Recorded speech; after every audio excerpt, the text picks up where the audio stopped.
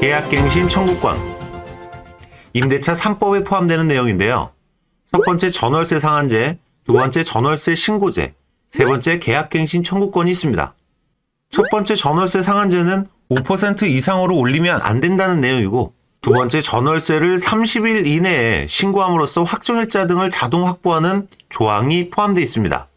세 번째 계약갱신 청구권은 임차인이 계약이 끝나기 전에 한 번 더 계약을 갱신할 수 있는 권리입니다. 쉽게 말해서 임차인이 현재 살고 있는 집에서 추가로 2년 더 거주할 수 있게 보장해주는 제도인데요.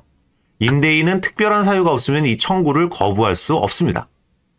계약갱신 청구권을 행사하려면 계약 만료 6개월 전부터 2개월 전 사이에 임대인에게 계약갱신 의사를 밝혀야 합니다. 임대인도 마찬가지고요. 계약갱신에 동의한다는 문자 내용은 혹시 모르니까 가지고 계셔야 합니다. 내용 증명이니 뭐니 복잡한 그런 거보다 제일 간편한 증거 자료로 문자도 포함되니까요. 자, 그렇게 하면 계약이 2년 더 연장되는 겁니다. 다만 임대인도 거부할 수 있는 몇 가지 사유가 있습니다. 예를 들어서 임대인이나 직계가족이 직접 그 집에 들어와서 살겠다 하면 계약갱신을 거부할 수 있습니다.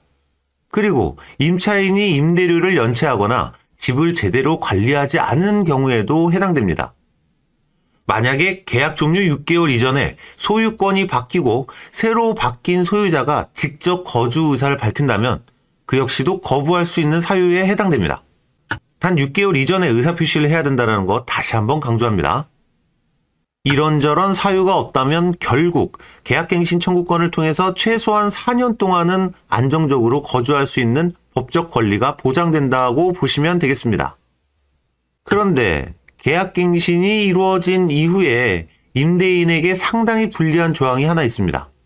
계약갱신의 중도 해지에 관한 내용인데요. 계약갱신이 이루어진 이후에 마음이 바뀌었다 해서 계약 해지를 임차인만 할 수 있다는 점입니다.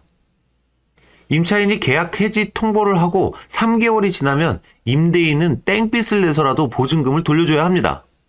임대인 입장에서는 마음대로 해지할 수도 없고 임차인이 나간다 하면 받아들일 수밖에 없는 내용이죠. 해서 지금 국회에서는 임대차 3법에 대한 일부 폐지를 거론하고 있는 걸로 알고 있는데 나중에 어찌 될지는 지켜봐야 할 것 같습니다. 그리고 계약갱신 내용에는 묵시적 갱신이라는 내용도 있습니다. 이건 뭐냐면 계약 만료가 다가왔을 때 임차인과 임대인 둘 다 아무런 말을 하지 않았다면 기존 계약이 자동으로 연장되는 것을 말하죠.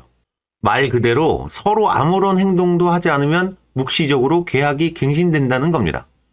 묵시적 갱신 기간은 2년이 적용됩니다. 그런데 계약 종료 이후에 묵시적 갱신으로 2년을 추가로 거주했다면 계약갱신 청구권을 사용하지 않은 것으로 간주된다는 사실 알고 넘어가실게요.